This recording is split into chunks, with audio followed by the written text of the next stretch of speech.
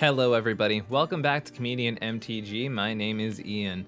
Today I am doing something that I have not done on this channel, although it exists out there in the space, but this is an updated Winota cEDH deck tech. I'm gonna go over my baby Winota, we're gonna go over all the lines in the deck, we're gonna go over the deck list itself, how it is currently on Moxfield, we're gonna talk about some of the updates that have allowed it to exist in its current iteration and how it looks in the modern era. We're gonna go over the win cons, we're gonna go all of those things, and we're even gonna go over a Mulligan guide later on, go through some test hands, going over hands I would keep in the deck, talking about Mulligan decisions and things like that. Without any further ado, let's check this out. All right, we are here in the Moxfield link. The link of this deck list I will leave in the description of this video, but it is also the only Winota list currently on the cEDH deck list database, so that is another way that you can find it. I will also leave a link to the database. So let's talk about Winota. First of all, we want to talk about what makes Winota able to be played at a cEDH setting, and for that, let's read the card. Winota is a 4/4 human warrior for 2, a red, and a white. Whenever a non-human creature you control attacks, look at the top 6 cards of your library. You can put a human creature card from among them onto the battlefield, tapped and attacking.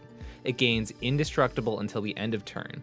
You put the rest of the cards on the bottom of your library in a random order. So Winota's ability here is huge to define this list. And the reason this deck was incepted was I said, how many humans are good enough to be played in a cEDH setting? The thing about Winota, and the part that makes it viable even though it is in Boros colors, is that it is not only cheating card advantage, digging you 6 cards deep and giving you that selection every time you attack. It turns combat into cards, but it also turns combat into mana. You're not just getting those cards into your hand, they are going onto the battlefield actively. And there's a number of things that we can talk about that kind of make that ability really, really strong, giving moments in the game where your opponents actually can't interact with your choices. Speaking of that, let's talk about some examples of those right now. My first example here is Magus of the Moon. The way this works is whenever you look at the top 6, so as soon as that trigger starts resolving, your opponents do not have a chance to respond, right? So if they pass on the Winota trigger and I look at the top 6 cards and I see a Magus of the Moon, as soon as I select it, that card is on the battlefield. There is no time between the selection of that card and it actually being on the field for your opponents to react. So for example, your opponents can't float mana with Magus of the Moon. That's huge. There are many games I've been in where my opponents, had they had the opportunity to float mana, could have interrupted something I was doing, but they let the Winota trigger resolve, not knowing Magus was going to come down, and when Magus was selected, they were then locked out of mana for the rest of the game. That is super strong in a very intense interaction. The same can be said for any Thalia type effect, with non-creatures costing 1 more. So say your opponents only have 2 mana open, and they have a 2 mana spell. Suddenly, now they're locked out of casting those spells. They're locked out of that reaction. Another prime example is Grand Abolisher, and this might be one of the strongest interactions in this deck. The idea that you can flip off your Winota trigger, pick a Grand Abolisher, and then suddenly your opponents can't do anything else during your turn means there are situations where you can set up for the win next turn, resolve spells that you did not think you were going to be able to resolve. While this is a very strong effect, obviously most of our win conditions involve having combat. So there aren't any post-combat win conditions, and therefore Grand Abolisher resolving doesn't mean you're just going to win right away that turn. However, what it means is you have an uncounterable Grand Abolisher on the battlefield, and it means the rest of the setup on your turn can't be interacted with. Any combat tricks can't happen. These things are huge. So another thing you might notice about this deck is the number of creatures. There are 47 creatures in this list. So while most Stax decks use a lot of non-creature spells, things like Trinisphere, Rest in Peace, things of that nature, we really only have a few of those in this list because we want our main game plan to be as efficient as possible, which means we need non-human creatures to trigger Winota, and we need human creatures to be able to be flipped off of Winota. These are so important for the game plan of this list. And it's very important to, when you're working on sculpting your hands, looking at mulligans, focus on what humans and non-humans are important in your hand. Are you in a situation where you have a really impactful human, but that it's the only creature in your hand and won't let your game plan get going. These are things to think about while we're going through these mulligan decisions. While we're talking about the deck, let's talk about our win conditions. The first are usually combos involving Kiki-Jiki, Mirror Breaker. Now, Kiki-Jiki is really interesting because it combos with a lot of creatures in our deck, and not only a lot of creatures, a lot of human creatures, which is awesome because they can be flipped off of Winota. So we have cards like Village Bellringer, Zealous Conscripts, and Combat Celebrant, all humans that can go infinite with Kiki-Jiki. You use Kiki-Jiki to make a copy of them, and depending on which one we're talking about, so for example, Village Bellringer will come in, untap the Kiki-Jiki, and allow you to make another copy of it. But for something like a Combat Celebrant, you have to make a Combat Celebrant, let it go to combat, use the exert trigger to untap all the rest of your creatures, which includes Kiki-Jiki, and then go from there. One of the newest combos printed into this list is so huge for this deck because it is a human-only combo in the list, which wasn't available before now. So beforehand, the only times you could kind of do human-only combos was when you flipped into Mog Catcher. So this was very close to being a human-only combo because you can use your Mog Catcher to go tutor up your Kiki-Jiki and then use any of the other Kiki bottoms that I mentioned before. But now Rionia and Combat Celebrant are an infinite combo. So what'll happen is Rionia will trigger, say, okay, this is the start of combat. One more than 0 instants and sorceries has been cast, so I can make a copy of a creature with haste. So you make a Combat Celebrant. It goes to combat, you use that copy to exert. You then get another combat.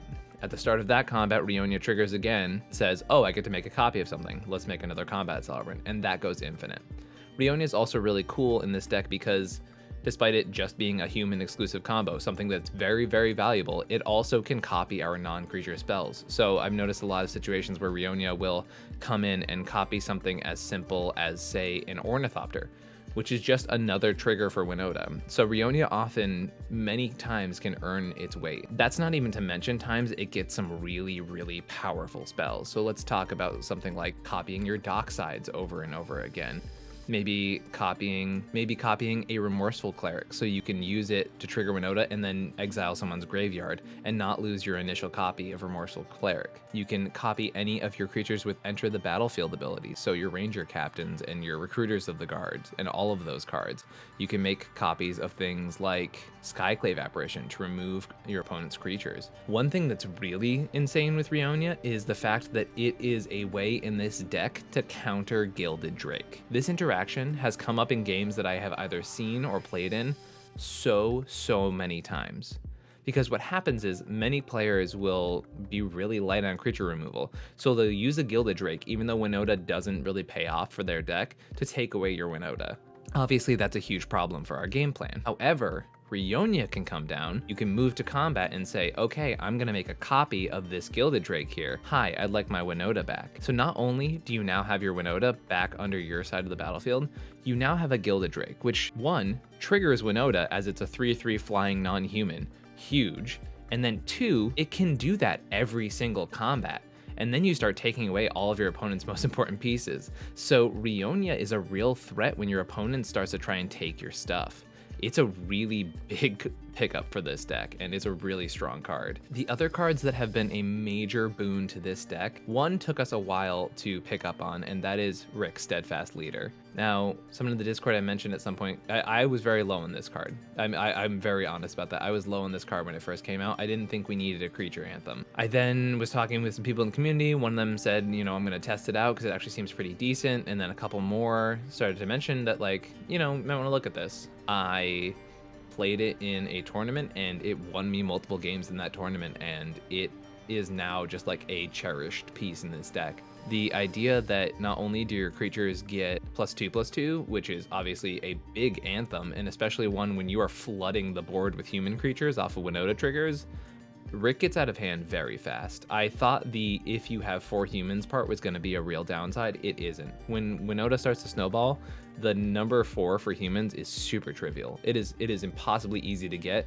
especially when Rick and Winota are 2 of the humans you need anyways. You just need 2 more humans and then suddenly all of them get buffed. Not only do they get buffed, you can give them either lifelink, vigilance, or first strike. That part has come in handy so many times. I have seen Slugfest games be ended with the fact that lifelink is given.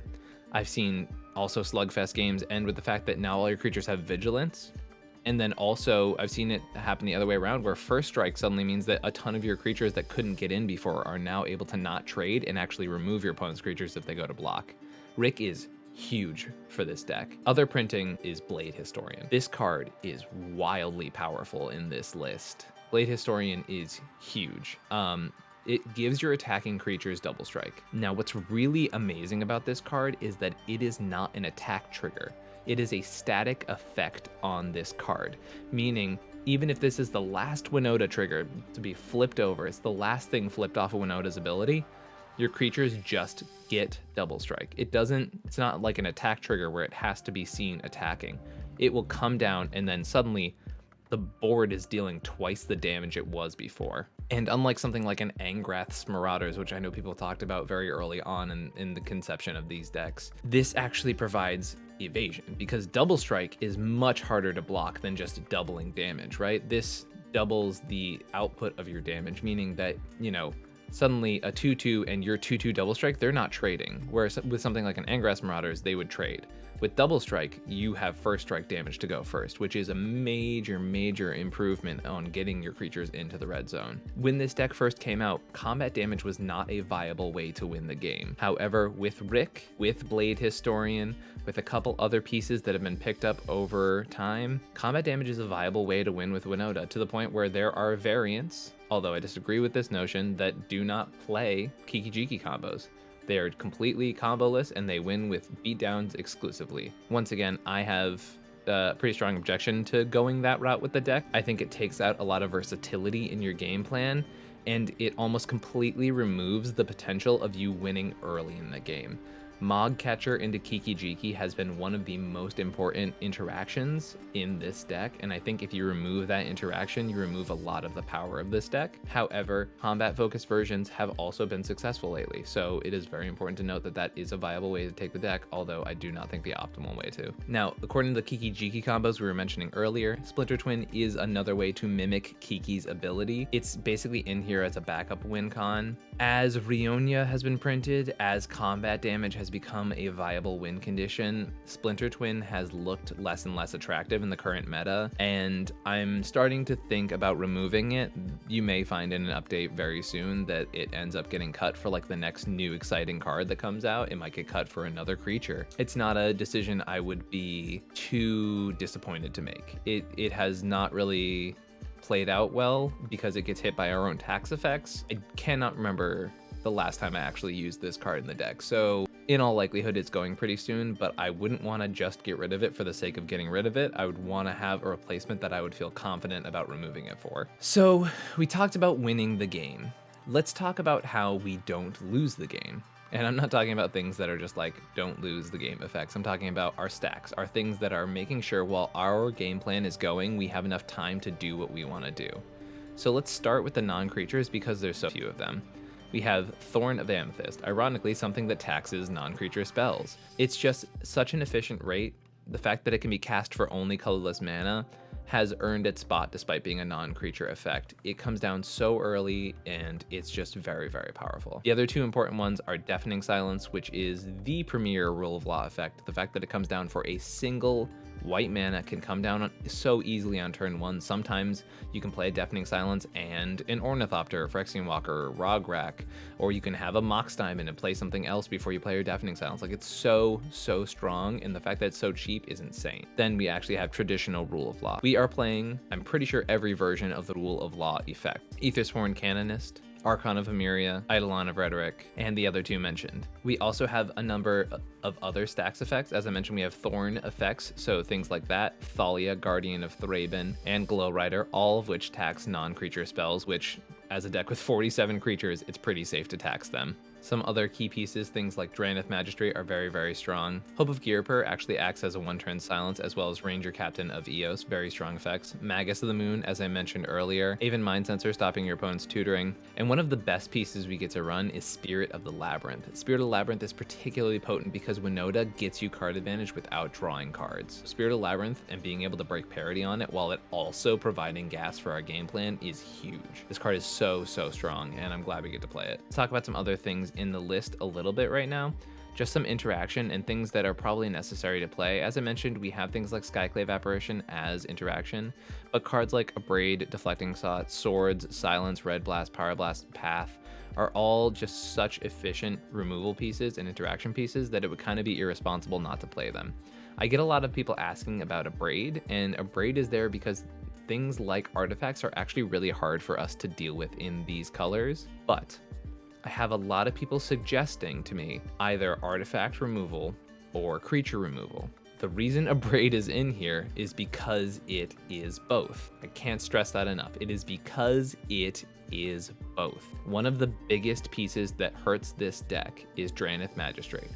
Abrade wrecks that card. One of the biggest artifacts against this deck, there's two. There's Cursed Totem and there's Grafdigger's Cage. Abrade stops both of those things. Any piece that you're adding and cutting Abrade for has to be able to do the same thing that Abrade does, which is answer both of those pieces, because those are the biggest hate pieces against this list, and not having answers for those is irresponsible, and you need to be able to play them. One note I want to make, since we're talking about interaction in the current meta, I want to talk about Pyroblast and Red Elemental Blast. The format is getting greedier. It is getting greedier and greedier, and while I think right now, being in Boros, Pyroblast and Red Elemental Blast are necessary, I want to talk about those cards becoming less and less so. As people play less and less interaction, people are playing more ad nauseum strategies, these cards get worse. Now, what Pyroblast and Red Blast help us with are our worst matchups, which tend to be very efficient, grindy mid-range decks.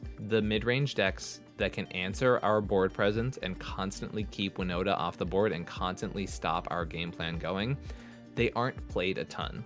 But when you run up against them, Red Blast and Pyroblast are usually very, very effective at keeping yourself in those matchups. So that's why they're there right now. If the meta continues to get greedier and greedier, I can see one of these effects going away. I don't know if I want that right now, and I'm pretty adamantly against doing it in the current moment. However, it is not unrealistic to say that may happen at some point. So we've talked about a lot about this deck. The only other thing to note is that artifacts, we want our very accelerated artifacts to be able to get us our game plan going as soon as possible. And that's a big part of the mulligans of this deck. So that being said, let's switch over to a playtest feature here on Moxfield and talk about mulligan decisions. Okay, so we're over here on Moxfield, the playtest feature function. I want to talk about, before we even start these mulligans, this deck mulligans aggressively. When I was showing people examples of mulligans for this list, I was showing them 4 card hands, 5 card hands, 6 card hands, because of how often I would mull down to low numbers, because you can't wait in this meta. You can't just sit around, rest on your laurels. You have to be proactive with this list. It is a proactive Stax list. You need to proactively disrupt what may happen at this table. That's why you need to get your game plan going, because when your game plan gets going, the deck's unstoppable. It is very hard to stop a Winota when it's doing its thing. However, you need to get to that point. You need to let the game get you to that point, and that's what we're talking about right now. So this first 7, I would never keep this hand.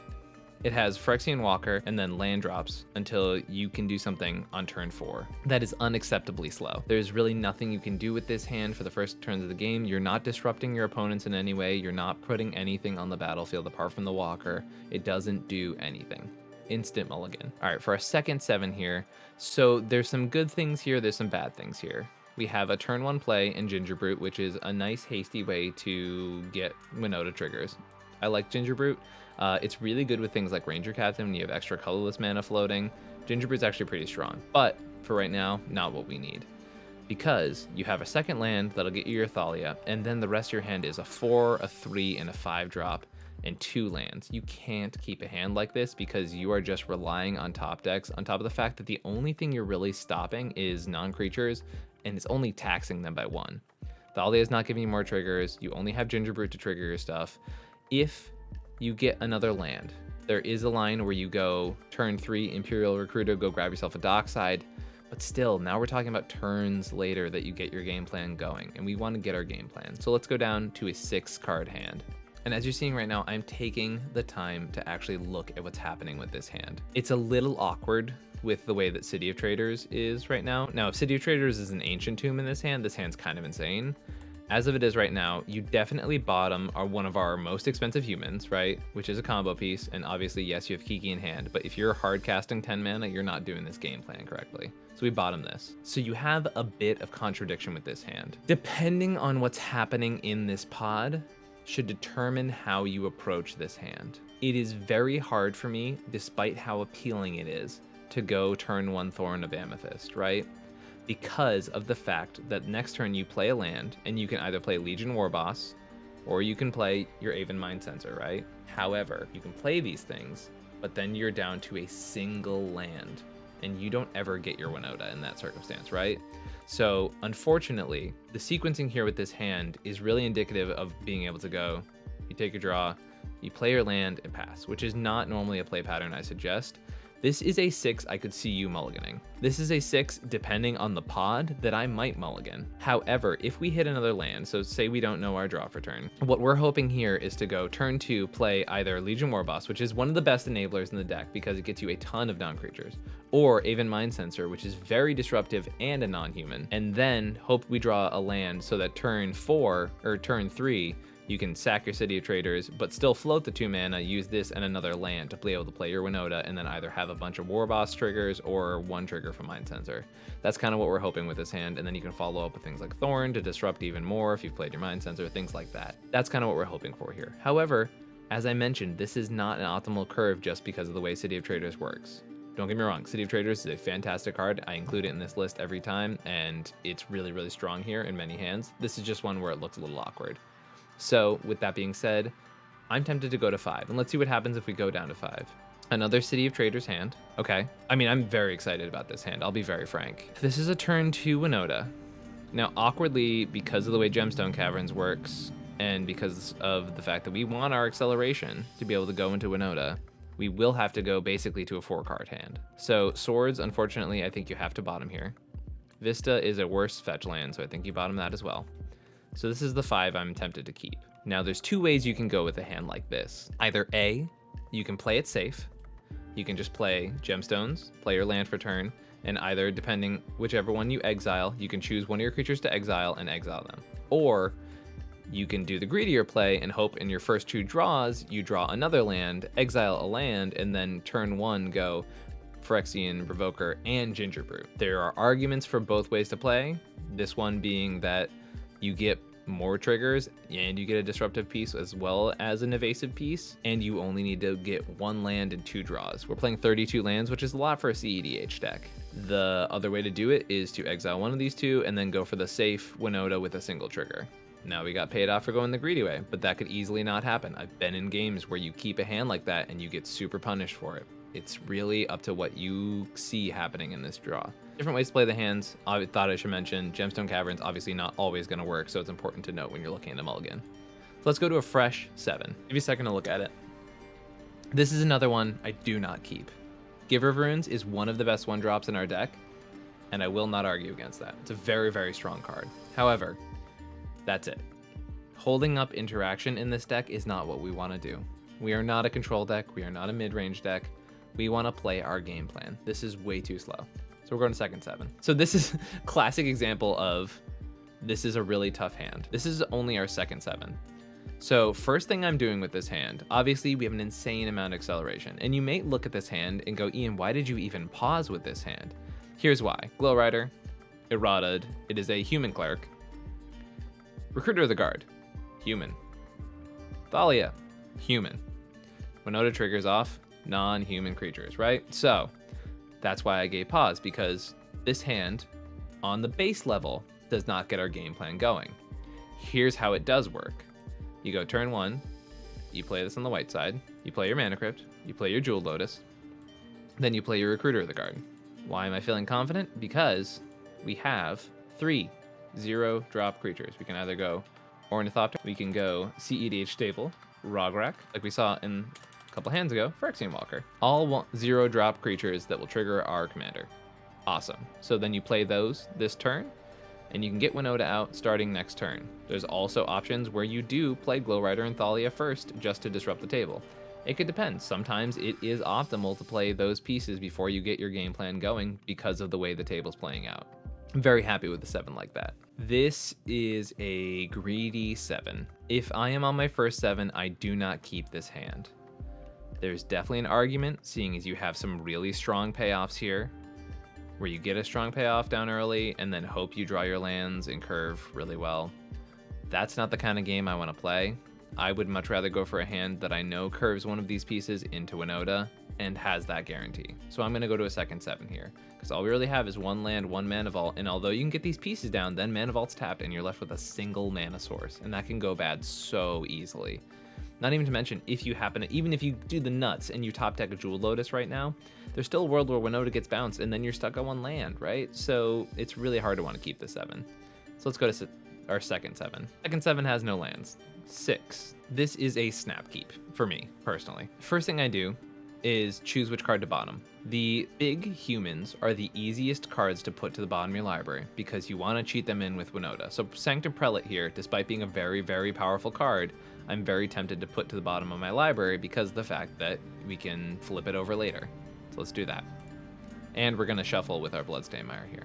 So this play pattern I see is you go first, although despite Rograk being very powerful turn 1, that's not what I want to do. Anytime you're playing mana dorks, even in a Boros deck, you want to get them out as early as possible. So I'm going to exile a Simian here, fetch a Plateau, and then play this Ornithopter of Paradise. Now I guaranteed have 2 mana next turn, and if I draw a land in any of the first 2 draws, I'm either playing Thalia and Rograk next turn, or playing Legion Warboss, and then suddenly my game plan's really getting online. This is pretty strong. Now there are probably going to be comments about the fact that Ragavan does make mana, and it is equivalent in that way to Ornithopter of Paradise. I would prefer the more consistent piece that guarantees the mana as opposed to one we need to get in. Yes, I know we're assuming we're going to get in turn 2, right? But it's just worth noting. And I realize people will probably comment that. Oh, this hand is really strong. This is a first 7. I snap keep this hand. Absolutely. This is a turn 1 Archon of Emeria. You need to top deck a land in the first 2 draws to have the nuts curve with this hand. But even the backup scenario with this hand is insane. So you play your City of Traders, you go Mox Diamond, that's going in our graveyard, right? You have an Archon, right? So worst case scenario, you don't draw a second land. You know what you do? You play a second backup Rule of Law effect, right? Or you play a piece that comes down and you can use your colorless mana to protect your Archon of Emeria, right? There is so many good things about this hand. So even if we don't draw a land for like 3 turns, if your opponents can't go off through Rule of Laws and their land's tapped, which, spoiler alert, most opponents can't, this is really strong. This hand is actually very, very strong, and then you need to top deck a single land to get your gameplay going. Not a hard requirement. As I said, we're a 32 land deck. Every time people suggest cutting lands, I think they're ridiculous because it's a Stax deck and you don't have card draw, right? You can flip things off the top. You can't flip lands, right? So that's the idea here. But this hand's insane. I'm probably going to do 1 or 2 more keepable hands here. Okay, this hand is also very, very, very good. Well, okay, take a couple varies back. It's a good hand. It is a turn 1 Mana Vault, Ornithopter. Then next turn, you just play your commander. There are situations where you go for other creatures on the table here. So like this is one of those scenarios where I was talking about Ginger Brute. Ginger Brute's really good here because you can use this to tap and get your colorless mana, and then you have a hasty Ginger Brute that you can actually pay for evasion with the Mana Vault. And if you want to go for a slower curve and the next turn play like a Rabble Master and then draw lands, that is totally a viable route.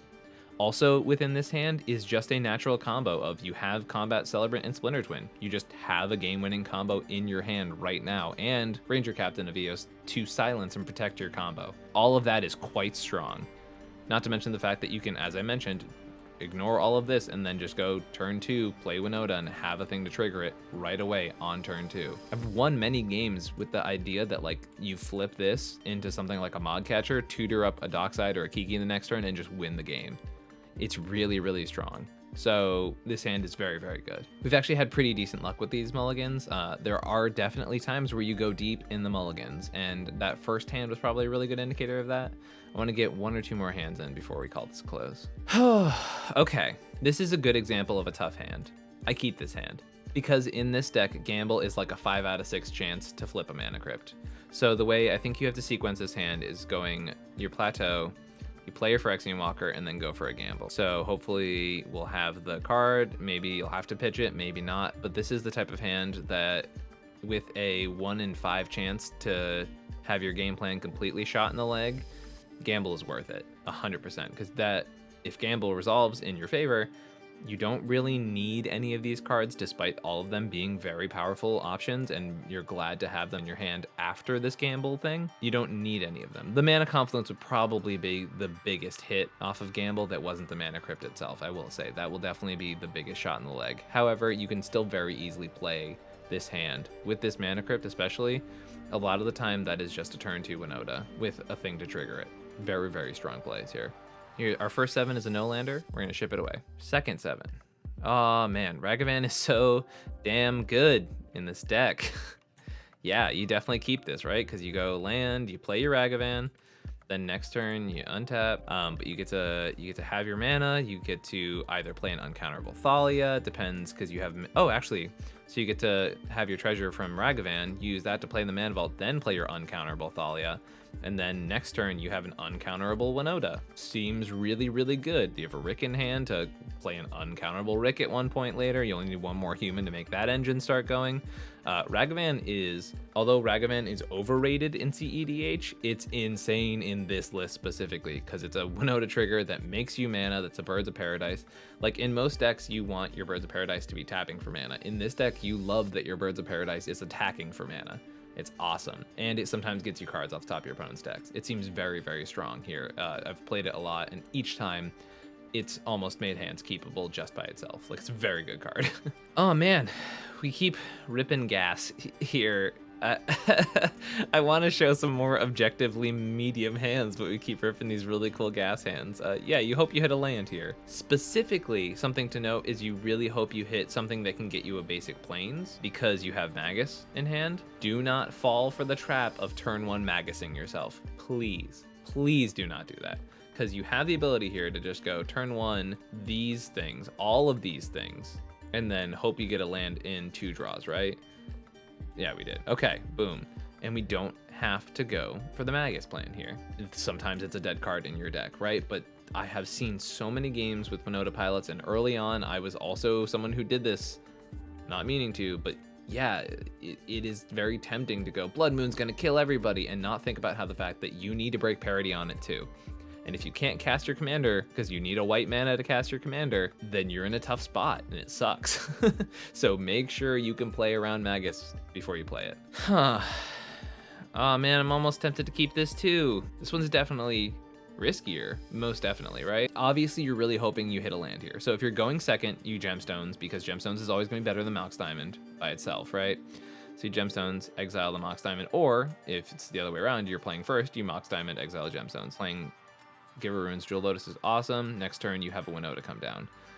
Now, if you hit a land, this gets even better, because then you can turn 1 Ornithopter of Paradise, or, no, I think you just turn 1 Ornithopter of Paradise. I don't think there's ever a world where you want a Winota turn 1 without something to trigger it. It doesn't really make a lot of sense to me, but that's just, it's noted that that is a line of play you can go for, okay? And that is my masterclass on playing Winota in a cEDH setting, the updated deck tech and Mulligan guide that I hope will help you guys find out and work through this deck, finding the play style, looking at kind of the ideas behind it. Hopefully some of those mulligans broke down the thinking behind this list, and hopefully the deck tech in the beginning helps you understand sort of what the game plan is, what the combos are, and what we're trying to do as we push forward with this list. It's one of the things I'm most proud of as a cEDH player. It's been wildly popular. It's been putting up ridiculous numbers lately as far as consistent results in this format. I haven't really seen a deck apart from like Najila put up these consistent results in a while. And I'm not trying to be hyperbolic. It's just like it's genuinely being really successful. And I think a part of that is the people who like playing it have played it so much that they're really good at it, and it does a lot of really powerful things. And it's also fun. It is a non-traditional list, and it's exciting to play. So if you want any updates on Winota tournaments, on how people are playing this list, on how tournaments are going, all of those things, please hit like and subscribe. You get to see more videos like this, any Winota related content, any content related to cEDH tournaments. This channel is your place to be, and if you want more of that stuff, hit like, hit subscribe, look at that little bell icon, because that'll give you alerts whenever we post new stuff. All those things help the channel a lot, help this information get out there. And if you really want to help the channel out, like several Winota players have, you can go over to patreon.com/comedianmtg. Any help there helps out the channel a lot. It helps to keep this channel going and growing and going strong. A note about our Discord: It is a free to enter the Comedian MTG Discord. However, there are Patreon exclusive channels. One other benefit is you get to have your name in the show notes that are coming up right now. And for our $25 patrons, we've been doing streams and gameplay with decks they suggest, and we have a brand new patron who I'm excited brought some spicy decks that'll be coming up in the near future, and I'm excited to see all this stuff. So thank you all for coming and watching this video. Hope you enjoyed the deck tech, and I will see you guys next time. All right, everybody, have an amazing week. Peace.